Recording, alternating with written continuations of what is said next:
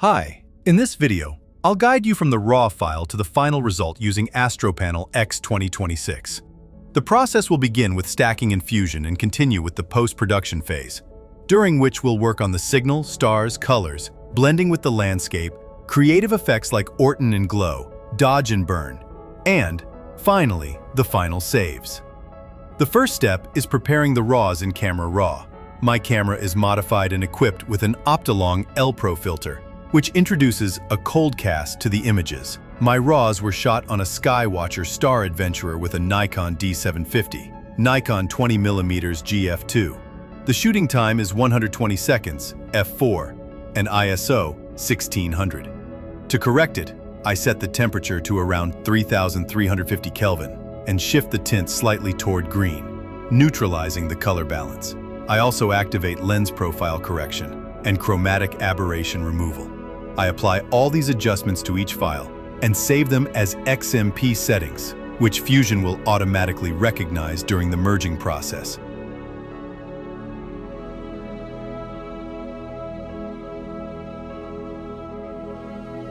Once the files are ready, I move on to Fusion. Here I load the light frames, add darks and biases, and if available, flats.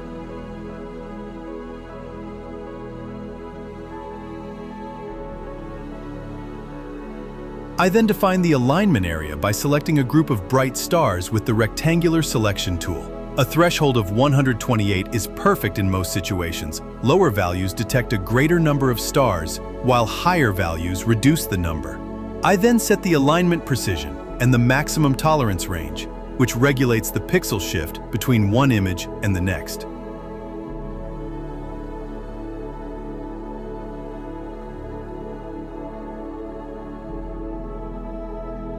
I start the merging process and obtain a clean sky stack.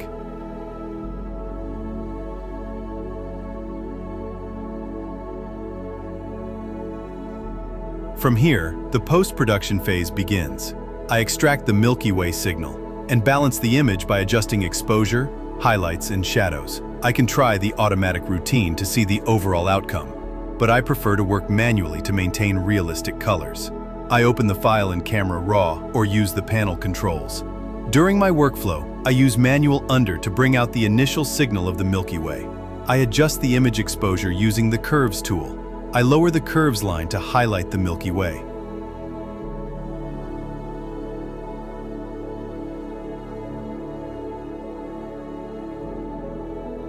When I notice a gradient, I apply the Kill Gradient function using the depth and radius controls. In the presence of light pollution, I intervene with light pollution, adjusting the depth of the effect and the color until I obtain a neutral background. To darken the sky without affecting the Milky Way, I can also use the Darken Low or Darken High controls, which I combine with luminance masks to target only the darkest areas. The next step is color correction.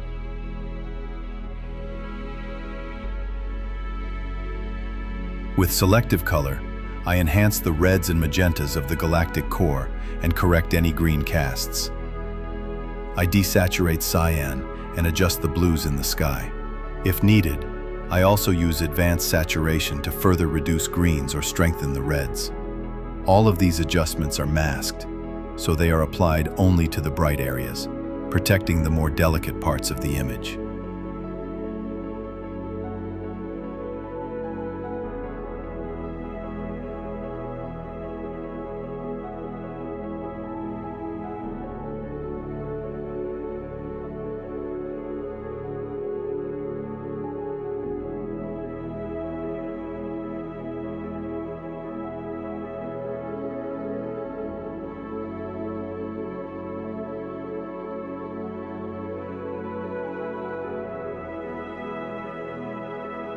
To increase the three-dimensionality of the Milky Way, I apply micro-contrast and sharpness using the Boost function. I prefer to work on the midtones or shadows, always with dedicated masks to avoid burning the star cores. For the Boost function, I always apply luminance masks, such as D3 or D4 using the Apply command. This way, I can add depth without compromising naturalness. A central role is played by dodge and burn, essential for sculpting volumes. With the light masks, I brighten the luminous filaments, while with the dark masks, I reinforce the dust lanes. This step enhances details and gives a three-dimensional effect without creating an artificial look. After working on the sky, I move on to the landscape. I open the ground shot in Camera Raw, make it a bit brighter and cleaner, enable lens corrections, and add a touch of noise reduction.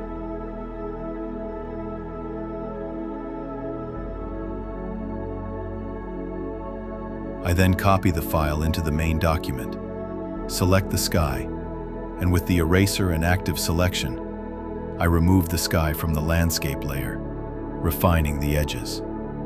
If necessary, I harmonize sky and ground with curves and exposure to obtain a consistent look.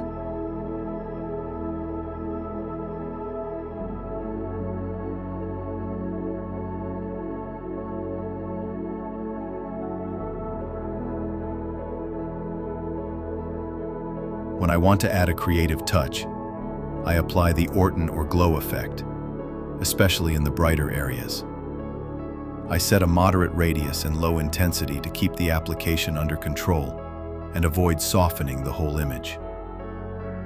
In the shadows, I use the effect very lightly or skip it altogether.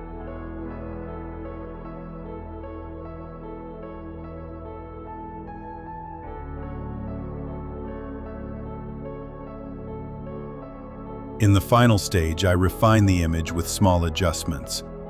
I fine-tune the exposure if needed, add a light vignette to draw the viewer's eye toward the center, and when the photo is intended for online publishing, I add a watermark. I load the watermark PNG file, set its size and adjust its position. For online sharing, I generate a PNG or JPG at 2048 pixels on the long side, using Export for Web or Save for Web to prepare the image for social media. And here we are at the final result. We have gone through the entire workflow, from stacking in Fusion to full post-production with masks, selective color, star reduction, blending with the landscape, and final creative effects. You can purchase our AstroPanel X 2026 plugin directly from our website, www.astropanel.it. See you in the next video, and thanks for watching.